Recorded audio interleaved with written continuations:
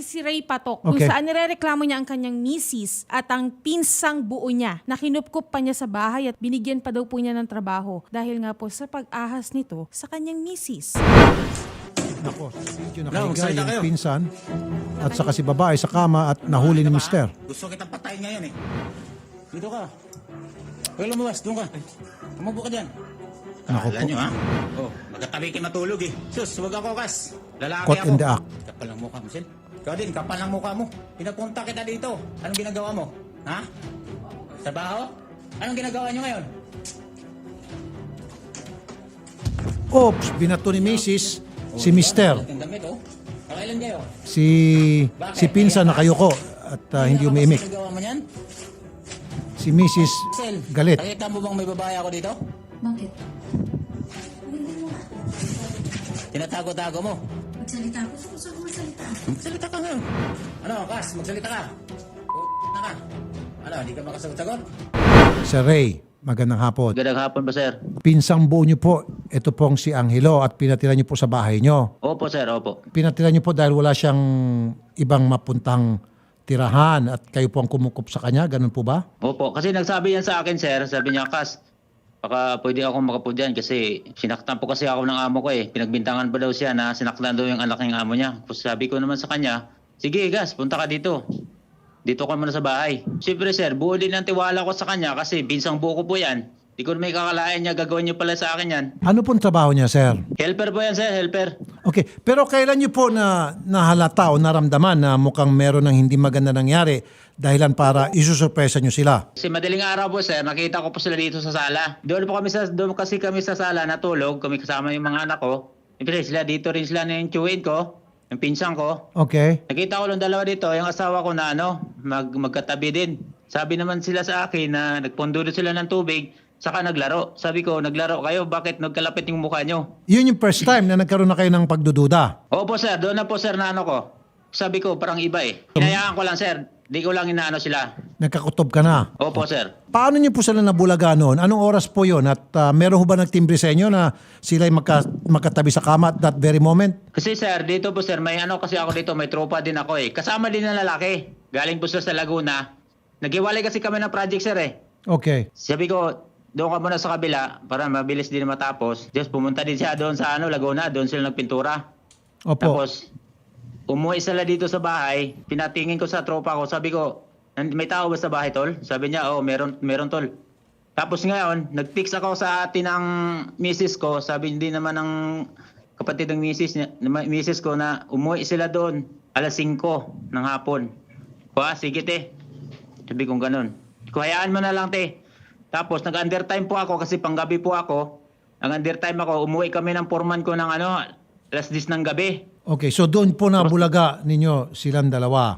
At bakit si Opo, Mrs. sir. galit pa si Mrs. at binato ka pa, sir? Sa halip na Opo, sir. mahiya at mag-sorry. Doon sa video kasi binato ka pa ni Wala Mrs. pa lang nahingi sa akin ng sorry sir, galit pa nga kamo sila.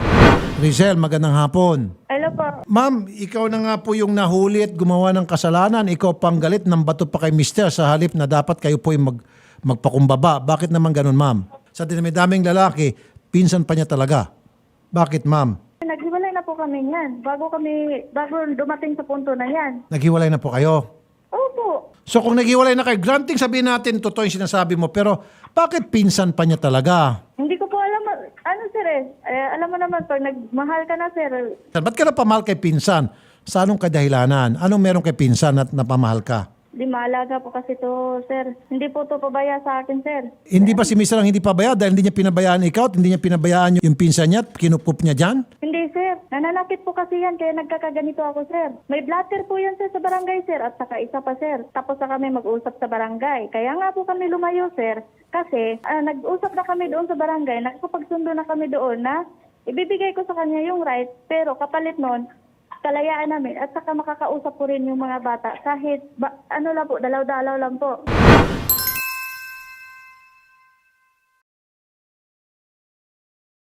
Angelo, magandang hapon po. Pinsan. Magandang hapon. Bakit naman, sir, inahas mong pinsan mo na nagkup-kup sa'yo? Hindi ko naman po inahas po, sir. Una po, sir, binanggit ni Rizel lahat yung una yung kwento niya sa karanasan ng asawa niya.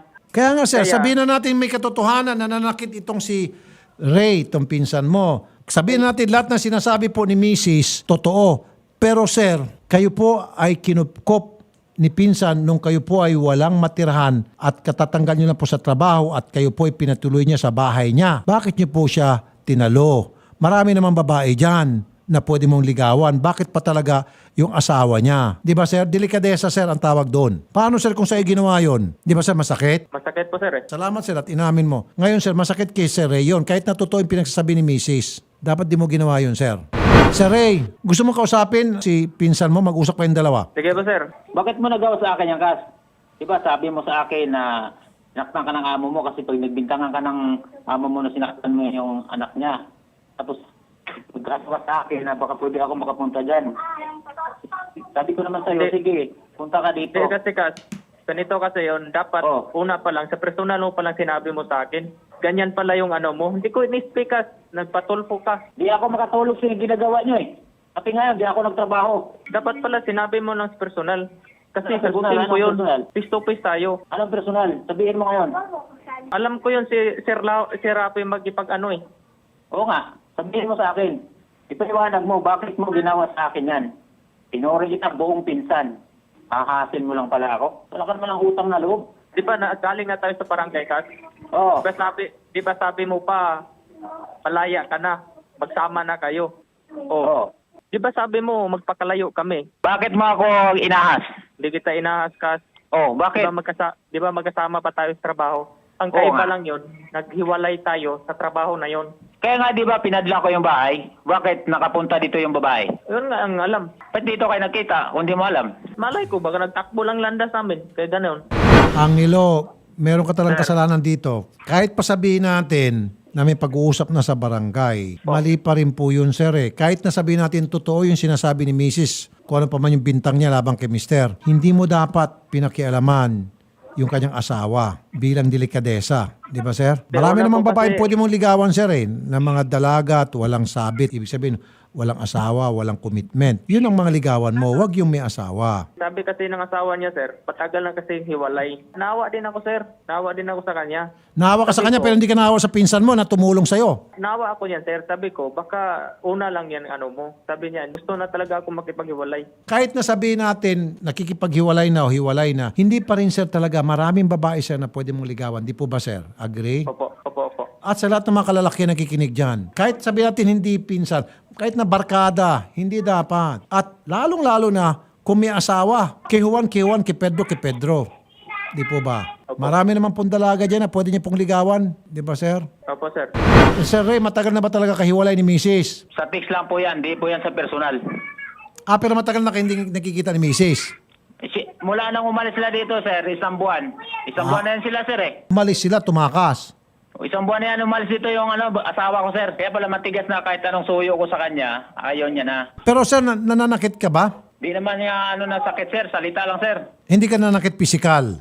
Di naman, sir. Sir, pasensya na kasi para sa akin, hindi po pwedeng gamitan ng kaanumang dahilan yung si Mr. na nanakit kay Mrs. kahit sabihin natin naging salawahan o hindi mo na gusto ang pag-uugali ni Mrs. Huwag Opo. pisikal. Hiwalayan mo. Opo.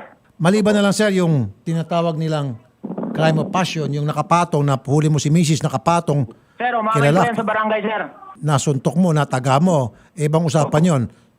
Ayon kay Atty. Garrett, pwede ka ma-absuelto noon kapag dating sa dimandahan. Okay, sir? Opo. Si Atty. Garrett po, sir, at saka si Mar, sila po mag-asawa, magbibigay ng payo sa inyo, legal man at personal. Sasabihin nila sa inyo ni Atty. Garrett, lalo na kung anong narapat gawin sa sitwasyon ninyong dalawa. Okay?